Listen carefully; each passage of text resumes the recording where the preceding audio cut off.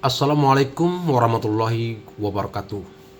Banyak yang bertanya terkait studi kasus dalam PPG tahun 2024, khususnya bagi peserta PPG untuk piloting 3. Pertama, ada yang mengatakan bahwa remedial jika guru itu tidak memenuhi persyaratan, salah satunya kurang dari 300 kata dan maksimal 500 kata, atau kurang dari 2000 karakter.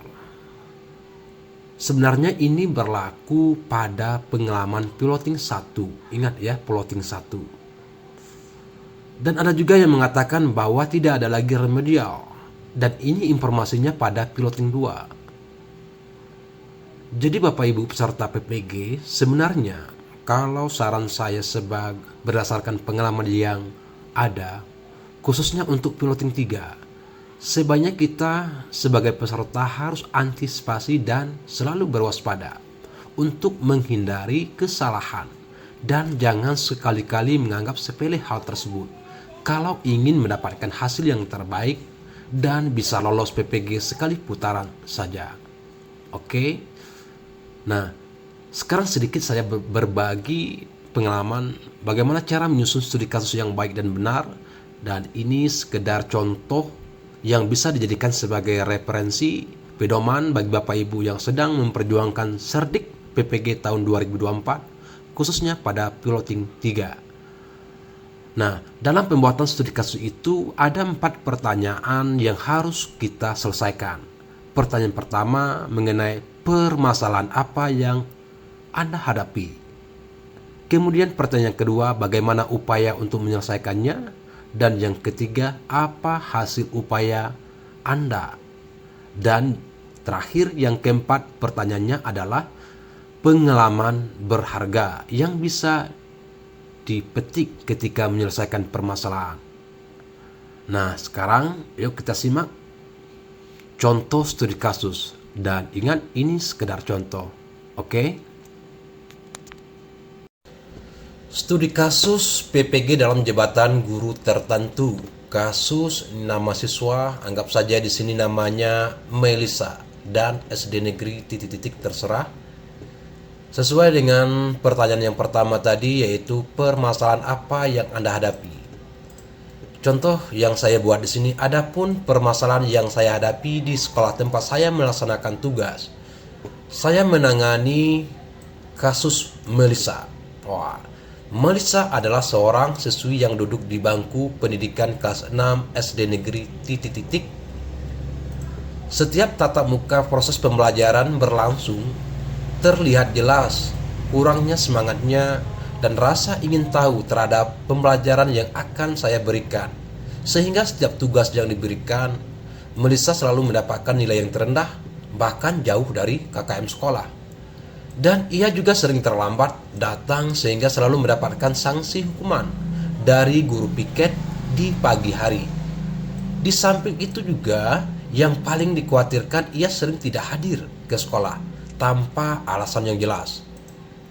Nah, dari permasalahan tersebut saya mulai menggali informasi terkait akar penyebab permasalahan yang dihadapi Melisa. Mengapa Melisa kurang perhatian untuk bersekolah?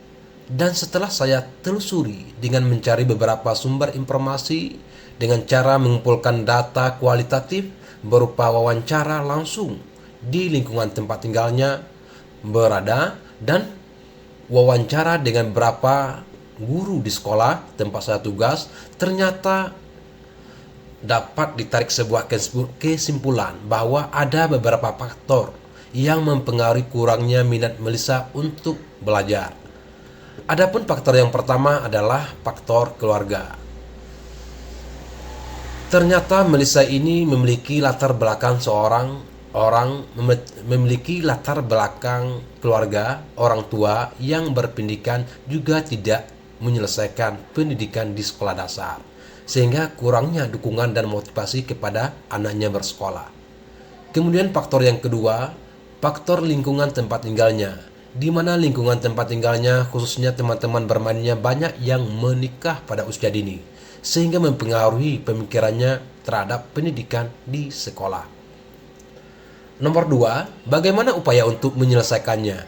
Dari permasalahan tersebut, ada pun langkah yang dilakukan untuk menyelesaikan permasalahannya adalah menggunakan beberapa pendekatan, yakni sebagai berikut. Adapun pendekatan yang pertama yaitu pendekatan perilaku behavioral approach.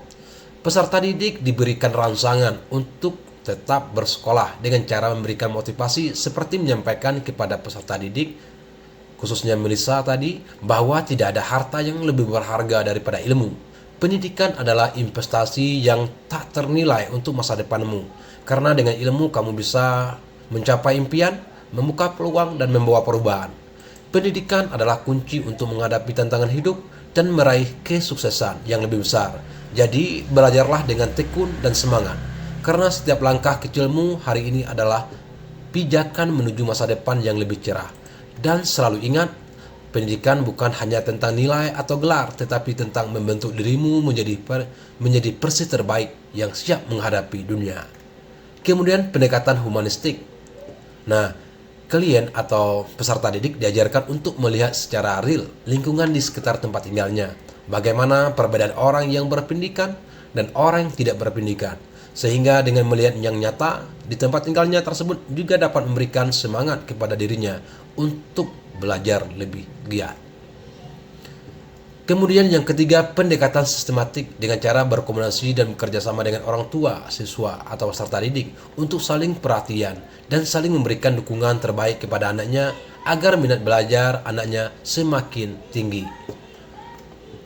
Pertanyaan yang ketiga adalah apa hasil upaya Anda tersebut? Apa hasil upayanya? Setelah melakukan beberapa pendekatan di atas, adapun hasil yang diperoleh sebagai berikut. Pertama, kerajinan siswa atau Melissa tadi meningkat dari sebelumnya. Melissa sebelumnya siswa pemalas, sering terlambat datang ke sekolah, dan bahkan tidak masuk sekolah. Sekarang sudah terlihat rajin datang ke sekolah dan tepat waktunya. Kemudian yang kedua, semangat belajar Melissa meningkat dari sebelumnya. Melissa sebelumnya terkenal siswa yang selalu mendapatkan nilai terendah jika ada tugas yang diberikan dan bahkan mengabaikan tugas yang diberikan oleh guru dengan alasan lupa. Dan setelah melakukan beberapa pendekatan, ternyata sudah terlihat mulai mau mengerjakan tugas yang diberikan oleh guru. Nilainya pun sudah mengalami peningkatan yang baik dari nilai sebelumnya.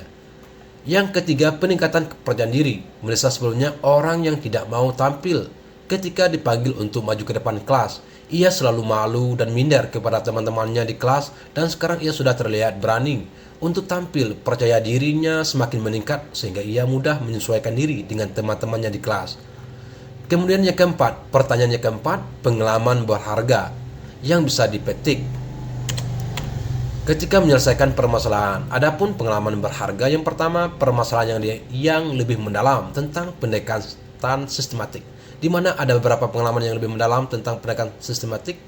Bagaimana lingkungan masyarakat siswa dapat mempengaruhi kehidupan sehari-hari siswa, terutama pentingnya pendidikan. Ini akan membekali dengan pengetahuan yang lebih baik untuk menangani kasus-kasus serupa di masa depan. Kemudian yang kedua, pengembangan keterampilan komunikasi. Dalam menangani kasus siswa yang hampir putus sekolah, Melissa ini, keterampilan komunikasi yang baik sangat penting untuk membangun hubungan antara guru, siswa, dan orang tua, dan menciptakan suasana yang aman dan nyaman. Yang ketiga, penerapan berbagai teknik konseling. Penerapan teknik konseling seperti pendekatan perilaku, pendekatan humanistik, pendekatan sistematik melalui praktek langsung dapat memberikan dampak positif terhadap kemajuan siswa. Demikian uraian singkat tentang studi kasus yang saya alami di tempat saya bertugas, dan permasalahan tersebut sudah diselesaikan dengan baik. Sekian informasinya, semoga dapat bermanfaat dan dapat mendedikasikan bagi teman-teman satu profesi. Wassalam dan terima kasih.